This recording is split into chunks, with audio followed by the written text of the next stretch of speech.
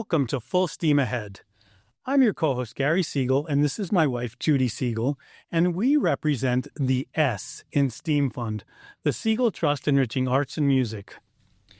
STEAM Fund is a component fund of the Community Foundation of Orange and Sullivan, and our mission is to support musicians, artists, and the venues where they share their gifts. The Hudson Valley has long been a magnet for incredible musicians, and through Full Steam Ahead, we get to share the stories behind the artists who inspire us. Today, we're thrilled to welcome husband and wife duo Ira and Julia Levin, fondly known as the Levins, acclaimed folk musicians, award-winning songwriters, and spiritual leaders at Congregation Agudas Achim in Livingston Manor, New York, and Temple Shalom in Monticello, New York. We are looking forward to a conversation celebrating connections and partnerships and the transformative power of music and the arts. Before we dive in, we'd love for you to join our community. Keywords: visit, like, follow, subscribe, and share. To learn more about STEAM Fund, please visit steamfund.org, like our social media pages, follow us on Instagram, subscribe to our YouTube channel, and share these episodes with your friends. It's the best way to keep the music and the conversations going. So, without further ado, welcome Ira and Julia, and welcome to our listeners and viewers to today's special conversation. Full steam ahead. Full steam ahead. So let's start with this. What do you want the listeners and the viewers to know about the Levins? Well, they're happy people. Start with that. We strive to be the bridge between communities and promote a little harmony and love into the world. That's the gist of our quest. Okay, that's a good start, and I think we'll probably hear more about that through the course of this podcast. But we'll go way back now to you guys came from opposite ends of the country. Talk about that. Where are you from? Middle and the other end. Yeah. Oh, the middle and the other. And how did you find each other? And where did you come from? So I started in Iowa for many years, and ended up after teaching for a few years in Iowa. I went and played piano on a cruise ship in Alaska. Visited people down the West Coast, and I thought, I am moving here, and ended up in San Francisco.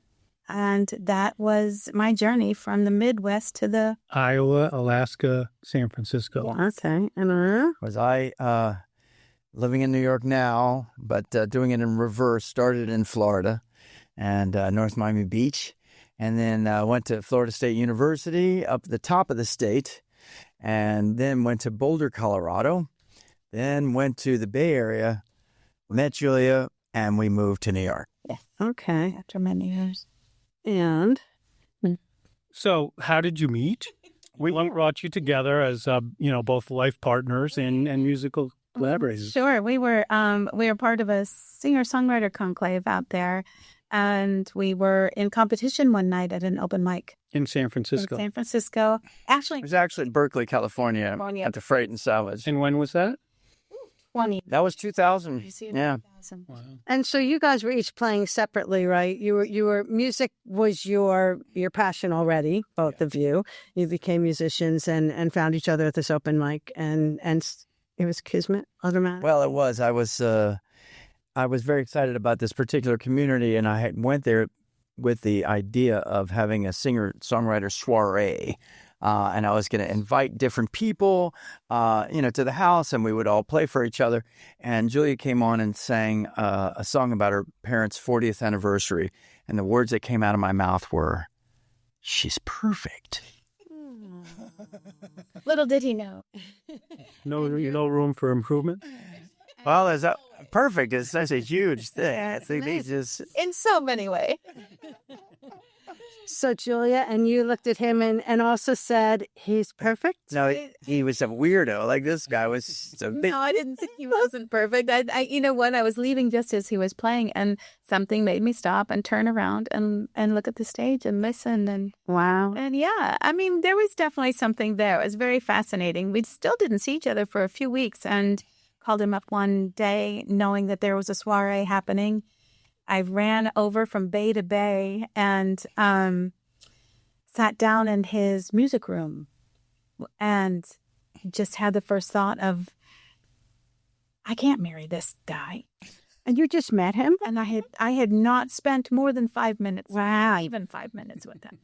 But I saw, I was in his, Rock posters all around me. And I just remember thinking my second thought, which was, why would I even think that? I know nothing about this person. Why is that coming into my brain right now? I can still feel the touch of the green velvet, bench that I was sitting on. And we had many moments like that. We still didn't get married for 2 years, but in many moments like that. Did you start playing together right away? Not at No. As a matter of fact, we had our own bands. I was in a vaudevillian time-traveling slam swing band. Yeah. Going up and down the Really? coast, yeah. And then I sang with an a cappella women's quartet, sextet. Kind of different. Very different, Jewish-oriented. So I learned Ladino and Yiddish and Hebrew and all sorts of languages for about 9 years. At the final 10 years of his band and my 10 years with this group, then we started playing. Well, and I was doing children's music too. Right. So we did some of that together as well, and then we started to play together, and we were like, "Oh, this sounds good." So talk a little bit about your influences, the inspirations of your music, maybe at that time, and then as it developed throughout the years. Sure. I mean, I was a lifelong piano player. Didn't know I could sing because I was playing piano for everybody all of the time through my education. And when did you start piano? I started piano at about 4 or 5 years old. Yeah, in my very rural town of Jefferson, Iowa. The music teacher there, Monica McGregor, was very, very forward thinking and had Yamaha pianos for all of us. And it was just mind blowing in retrospect of what she had at her fingertips. So I was really fortunate at a very young age to have somebody that not only knew how to teach young kids, but also recognized years later that I still wasn't reading. I was only using my ear. And then not just made me learn how to play piano, but allowed me to branch out in theory and improvisation. And this is 3rd, 4th grade. So it was all classically trained. Initially, but she was very theoretically, allowing me to have wonderful, broad education with music. So I was always, making up things on the piano. And even though I came from a hometown that had a big base of jazz band history and awards, and it was very well known for that. As a matter of fact, my band leader's son was working with the in the village, Village Vanguard. So he was, he was, that's a very big. The Oates name is a very big name in jazz. So, that was really phenomenal experience for me as a young kid. So. But singing, songwriting, I found out in college I could actually sing, and then started writing and had wonderful experiences in Iowa of opening for, Sheryl Crow's first album, Paula Cole's first album. I worked in a blues band. I was a token girl as a man. I'll say that. And it was amazing. I mean, that was Robert Cray and Johnny Lee Hooker and all sorts of, names and things that I did not understand at that age, honestly. In retrospect, I'm kind of, it's eye-opening. Yeah. What opportunities do come forward. So songwriting all the way through, and it took me to San Francisco. And then, Ira, your musical, how'd you get there? What was your experience? Well, I was, started playing piano at around 8, learned guitar about 12, and then was a theater major. And I was on my way to Los Angeles and then stopped off in Boulder, Colorado, and decided to be a musician. Stayed there for 3 years, studied theory at Naropa. That was like 86.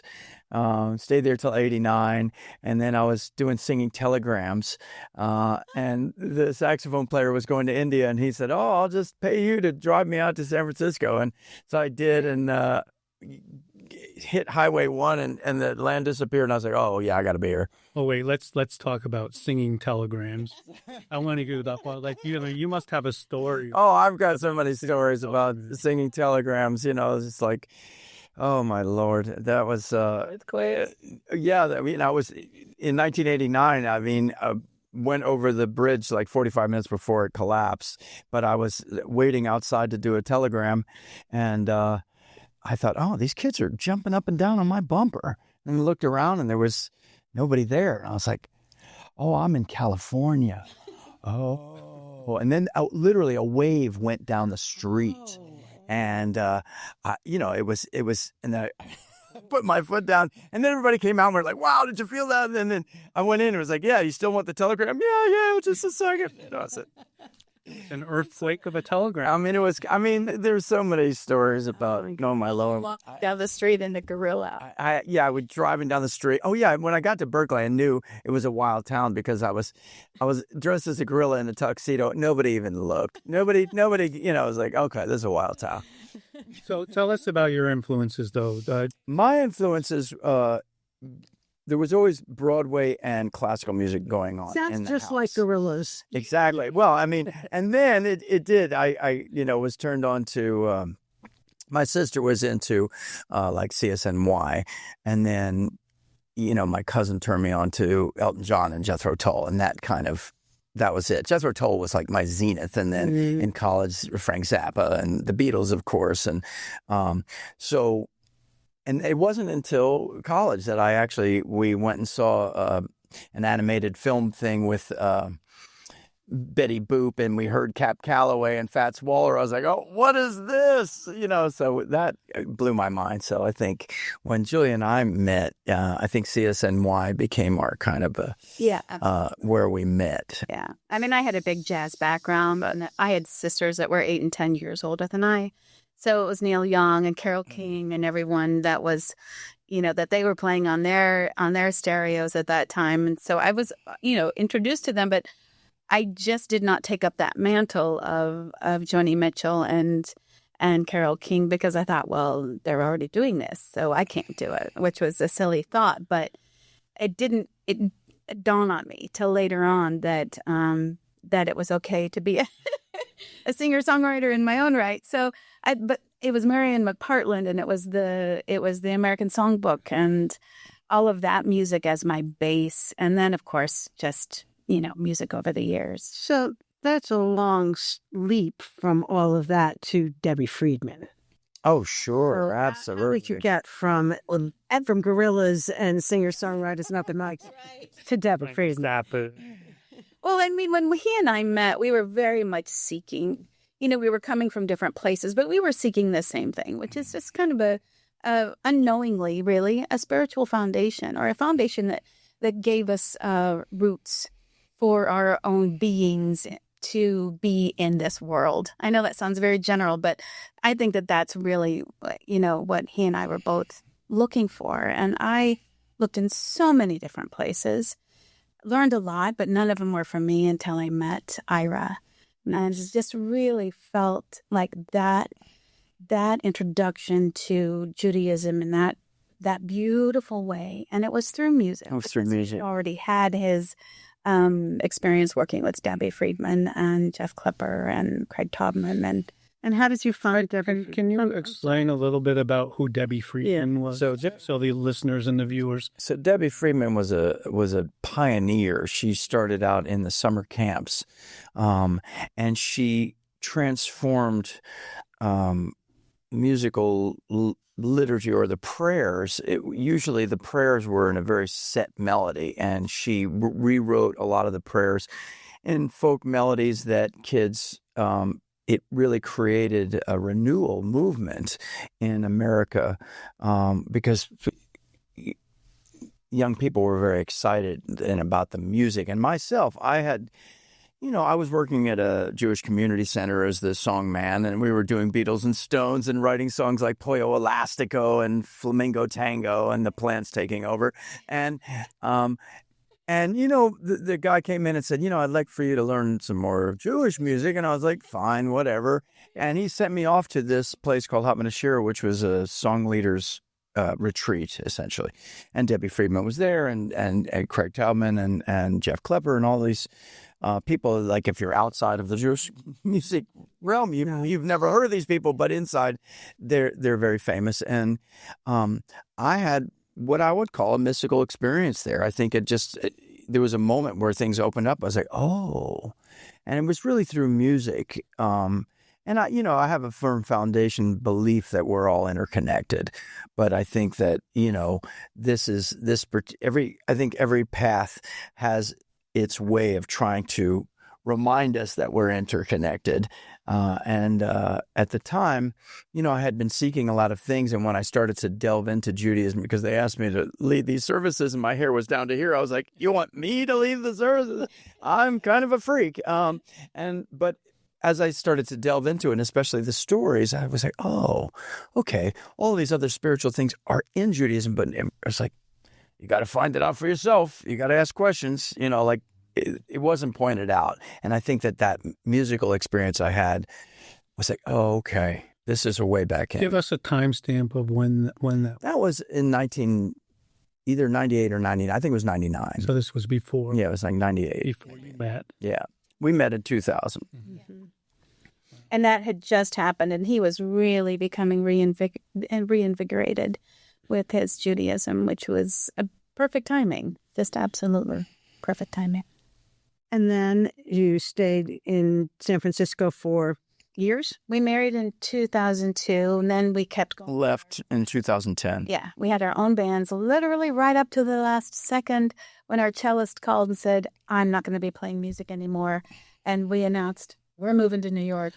Oh. That was a wild thing, because we had a friend that came in and said, if you were working as hard on the East Coast as you were on the West Coast, you would actually develop a following and be able to make more of a living.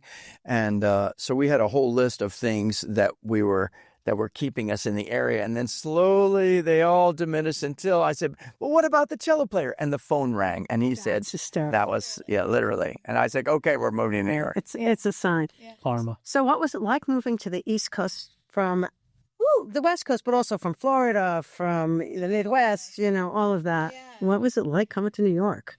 It was wild. I mean, I think we've been fortunate in that, we first were in Warwick, but the Hudson Valley is a gorgeous place. So you didn't move to Manhattan. We didn't move to Manhattan. So we were going into Manhattan. Orange County, about an hour out of New York City? Yeah. And I had a few jobs. We would go into Manhattan and had another singing engagement in Brooklyn. And so we were going into the city a lot, but we were outside.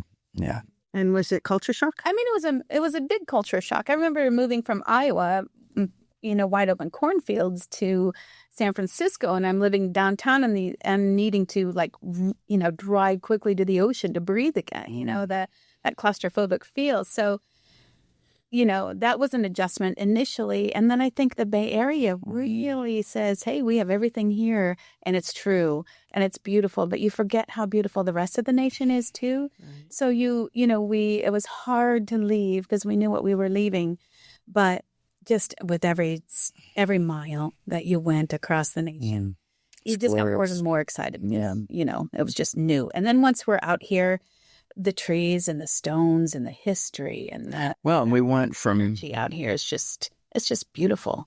We went from working. We would do a lot of our music at night, but when we got out here, we were full-time musicians. So we were out every night and playing, and that was a big shift. Yeah. Right. Well, and I think a lot of people think when they think New York, and especially musicians, New York, it's the Village, it's Manhattan. Very few people would really understand the beauty of the Hudson Valley, and that you could work every night, but you wake up in the daytime in the country. Yeah. And, that's you get kind of a nice balance when you live outside of Manhattan and can sort of enjoy the energy of New York City and the country. Those New Yorkers are New Yorkers. Like, it's not. Yeah. We learned that. Yeah. We did a children's program in Manhattan. We did a lot of music in Manhattan as well. And I think it's just, individually, whatever your energy is needing. And for us, we needed that balance. I think also at that time, Jack Hardy folk world was kind of it wasn't, it was kind of, there was a Dovetailing, yeah. dovetailing, yeah. And so there was different shifts happening, and it wasn't really a perfect time for us to be jumping in, but we did. We went in as often as we could. So you know that Jack Hardy lived in Sullivan County, New York. Ah, we did not know that. And Liberty is his family, his daughter, his best one of our daughter's best friends. Wow. Yeah, I guess, yeah. His daughter grew up 5 streets down from our house. Wow, Yeah. that's great. That's great. Yeah. It's always fun for us when the folk community talks about Jack Hardy. It's like, that. Oh, he was the name. He is still. Our engineer worked on the his historical legacy. Interesting. Yeah. For the Really Alternate fascinating. Refrain. So yeah. That's Really, that's it. that's just a throwback for us. Yeah. Because that's a whole nother Well, part. again, that's it. Where those worlds connect. It's great. To us, when we moved out here, we knew nothing much of the folk world. It hadn't really hit the West Coast. It hit the West Coast after we were there, after we left, I mean. So talk more a little about the evolution of the Levins from the time that you moved here to New York and moving into maybe where we met you at Congregation of Buddha Sakim in Livingston Manor, as the spiritual leaders in the cantorial duo. I think that we, as Julia said, we had a foundation early on. We were friends first, and then as we started to play together, I think there was like a sense of root. Our first album, 36, was in fact a Jewish mysticism album, and then our second album was based on Sufi poetry, the poetry of Hafez, and so we initially said that. It's like, okay, well, we have our roots, and then we're going to branch out. We're going to get more and more universal, more inclusive. And I think that that's been, as we write songs, it's been more of that kind of, okay, well, this feels a little exclusive. How can we make this more inviting? How can we be more inclusive to make it more universally? And because even when you're explaining, because we go in and out of a lot of different communities, and people have a perception of either Judaism or whatever, if it's not your culture, to think, oh, well, that's, and if you open the door and you say, oh, well, here's this concept and you can relate to it. Because I always feel like life is a game of semantics. So everybody has their level of, their ring of vocabulary words. And if I say something outside of your ring, you might not be very comfortable. But if I can expand that, and okay. Well, that's sort of your bridge. Right, exactly. We try to bridge between. And that's something we've talked about personally. Yeah. Can you talk more about how you see your music and a bridge to the world? Sure. I mean, like in 2010, when we moved out here, we were doing a lot of open mics, and we were doing a lot of folk world concerts. And I think between he and I, we recognized spending this much time together, doing this music out in public, it was important for us to have our music be something that was feeding us at the same time. So topically, energetically, meaningfully, I think it was important for us to continue to write and offer music, even our covers, that was uplifting, that was unifying, that was not leaving somebody on the ground needing to be picked up.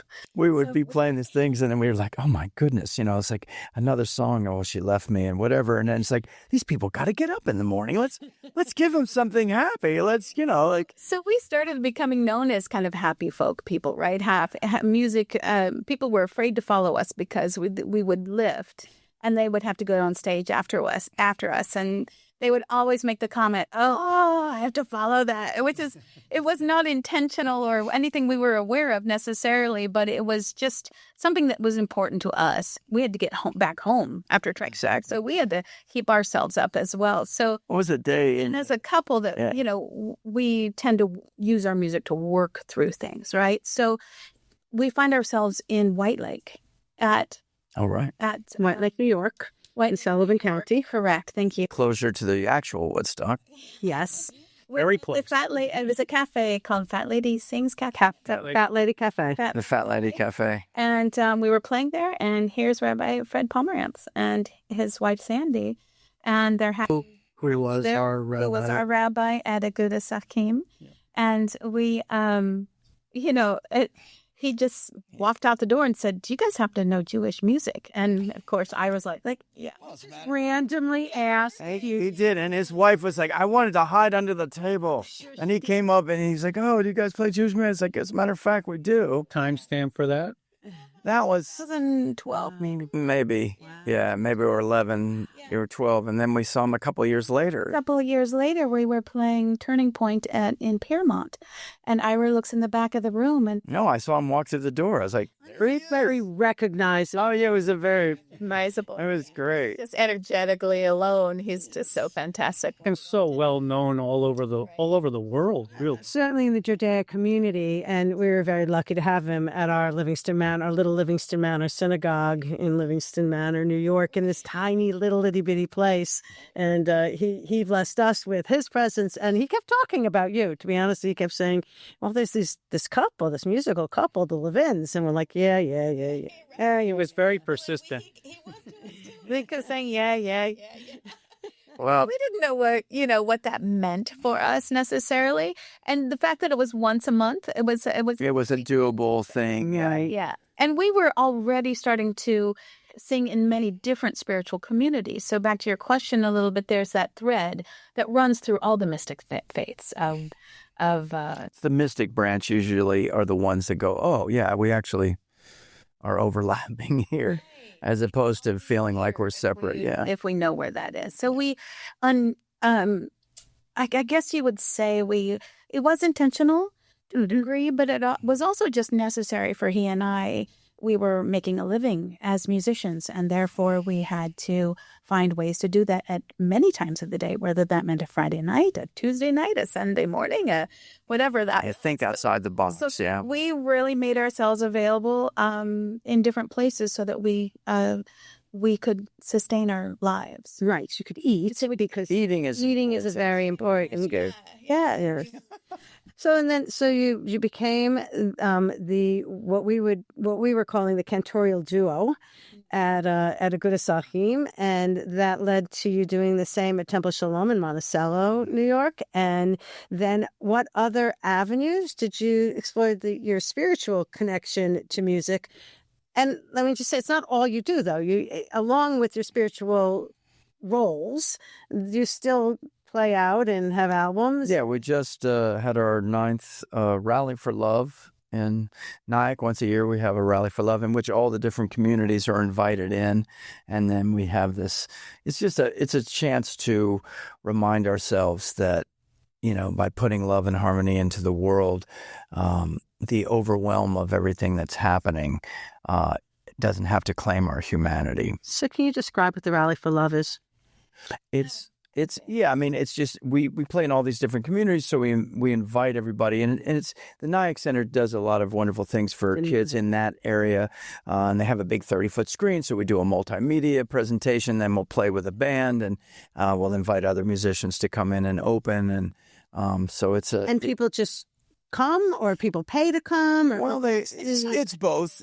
And then we have it online as well, and so, but it's really more. It's instead of thinking of it just okay, well, this is another concert. It's with a very strong intention of, and this year was right after the No Kings March, so it was again.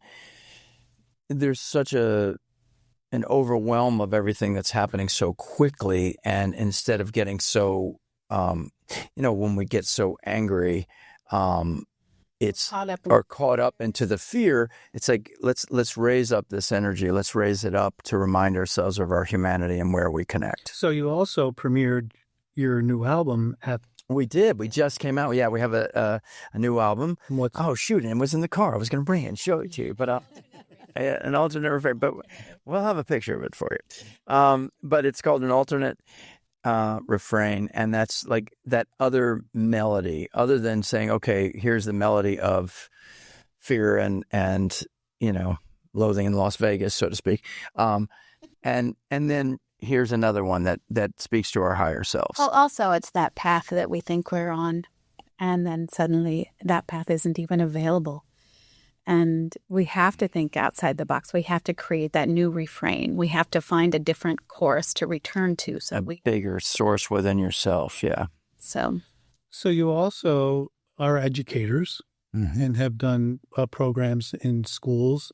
Why don't you talk a little bit about that and how that all came about? Sure. I was in music education for many years. I did K-12, 512. K-5 is what I ended on for the past number of years in Iowa and in Des Moines. Choral, general music. Just loved it. Absolutely loved it. But I also did an after-school program for piano and lost my voice after a while and could not continue to do that. It was very different, between Des Moines being a part of the school system and out in California being paid by the PTA. I was also paid by Santana's program for the schools out there. So it was a very different setup out there. I found myself, again, with no voice and had to take a break from that for a while. And that's when everything shifted towards being a full-time musician. But I think, all of that comes into the work that we do. We did children's music together initially. That was our stepping stone to playing together. He was already Uncle I, and he had he was on PBS, and he did a lot of work with children over the years. Really wonderful. Not for nap time. Yeah, that was the review of Parents Press. Definitely not for nap time. Interesting. Yeah. We even did a pilot for a TV show with that. It was just so much fun. And, he and I continued to do that when we moved out east, but we also recognized that we were starting to enjoy creating programs for adults as well. So we have when Julia saw me, I had a licorice toupee on, and the kids attacked me and ate the licorice. And she said, maybe you don't 30 years ahead, you don't want to be wearing the licorice toupee. So maybe we'll just, it's real licorice. It was a real licorice toupee, and it took me a long time to make it, and it was gone. And it's like, it was a haircut it's nuts. But yeah, so we have programming based on Edgar Allan Poe and Charles Dickens, and then of course just literary programs. Big on literary programs, mindfulness programs. We have it a lot, and we are going to add these programs to our STEAM Fund offerings so that we can start bringing you into some of the schools here. So I feel like the licorice toupee has to be a part of that. I just maybe as the nutrition part and why you shouldn't. Why is there the licorice toupee?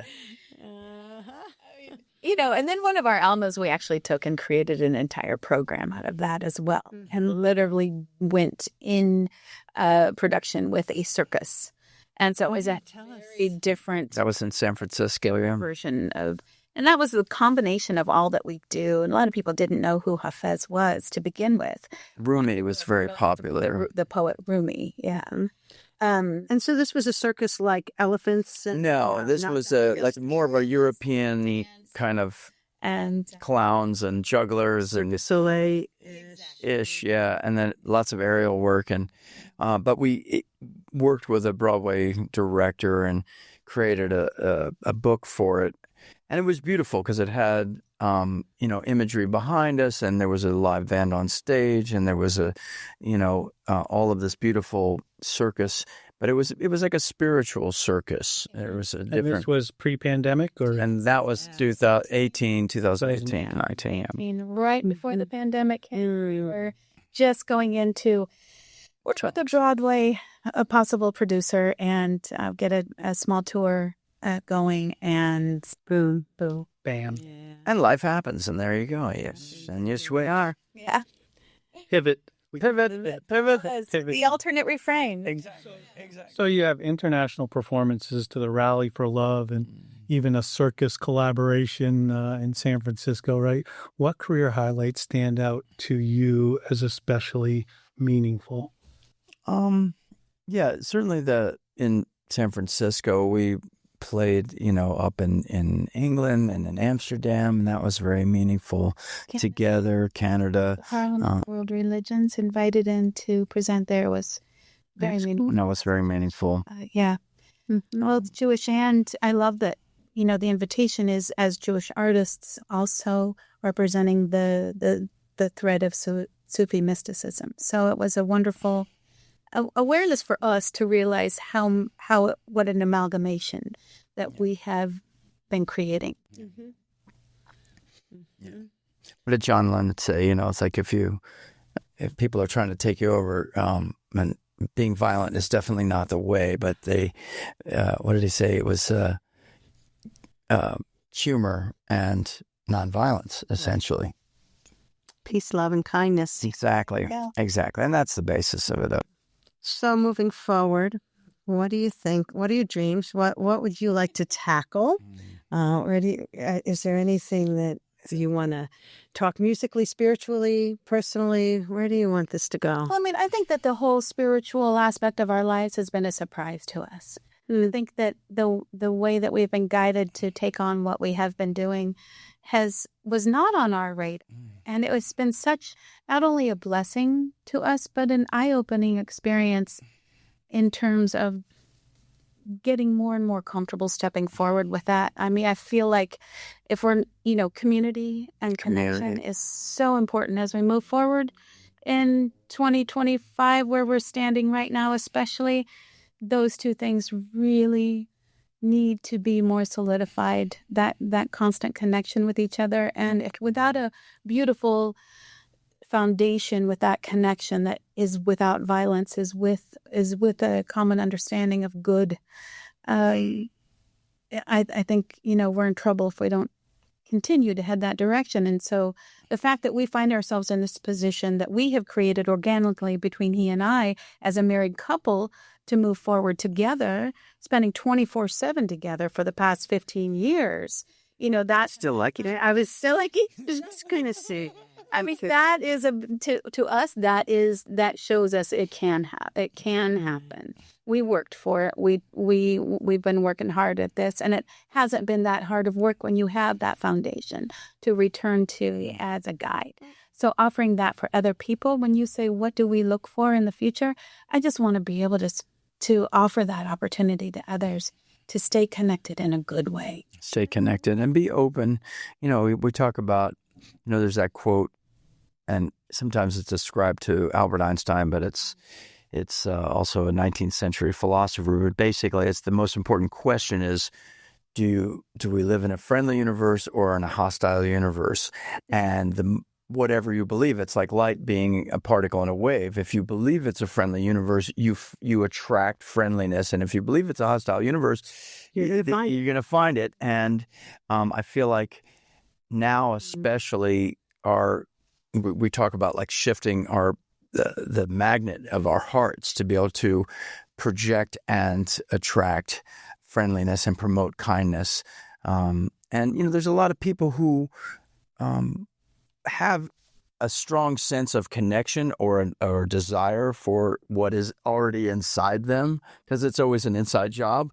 But to be able to be inclusive and promote that as well, within, to be able to still serve the communities that we serve, but also to expand that to say, hey, it's okay. Here we are. We can tap into this larger part of ourselves and find a way to connect in a way that is not hostile. And I could say from Buddhist Akim's perspective, and I think Temple Shalom, you do that so well just in our little worlds, and you have so much to offer in other venues, but you bring so much to the table for the Jewish community in this region that they respond to, and that people feel great about receiving from you. Well, and bridging the friendship with the hostility. Well, exactly. Yeah, because, there was a guy, when we played in Berkeley, there was a guy that came up to us and he was like, I'm happy and I don't understand it. How did you do that to me? Nothing personal, man. We're not trying to hurt. So, it's like, exactly. Because it's like. Okay, so how do people find you? How do they connect with you? How do they follow Ira and Julia Levin? Well, you can go to thelevinsmusic.com. That's our website. Easier, Facebook. And Facebook. Instagram, The Levins. YouTube, The Levins Music. Mm-hmm. And it tells everything, your next album, your next Rally for Love in probably a year, all of that. Or they could come to a Buddhist Akim and they could see you in the spring. And you have a couple different websites, right? We do. Different websites. We have, for example, we have on the levinsmusic.com. You would see that we'll be in Philadelphia this weekend with another CD release and, other concerts coming up. We also have a Jewish website called the Levins Ruach. Which means spirit or breath. Yeah. How do you spell Ruach? Ruach.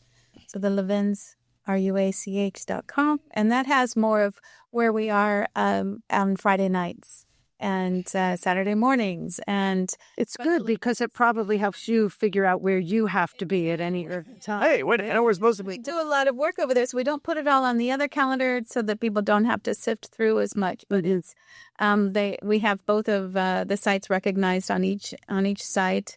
I think we're at Shir Hadash retreat coming up, which we hope to be doing yearly, which is local right now. So we're presenters there coming up. That would be on the Ruach side as well. That's on both sides because that's an invitation for a very special event. So, yeah. Well, thank you so much, You're very welcome. both. Thank you. My God. For My joining goodness. us and telling your story. And I'm sure there's a lot more to tell. And maybe at some point we'll have... Just the singing telegram thing alone would get us here. That's a whole lot. That's not like a new one. But thanks so much. Thank you. It's a pleasure having it. So this is Full Steam Ahead, brought to you by the Steam Fund at CFOS. I'm Gary Siegel, and this is my wife, Judy, the best wife ever. Thank you. And we represent the S in Steam Fund Siegel Trust, enriching arts and music, where our mission is to support musicians, artists, in the venues where they share their gift. So as we wrap up, we'd love for you to join our community. Once again, the keywords are visit, like, follow, subscribe, and share. That's for more information about Steam Fund, please visit steamfund.org. Like our social media pages, follow us on Instagram, please subscribe to our YouTube channel, and share these episodes with your friends. It's the best way to keep the music and the conversations going. Thank you so much for joining us, and we hope you'll tune in to our next episode of Full Steam Ahead.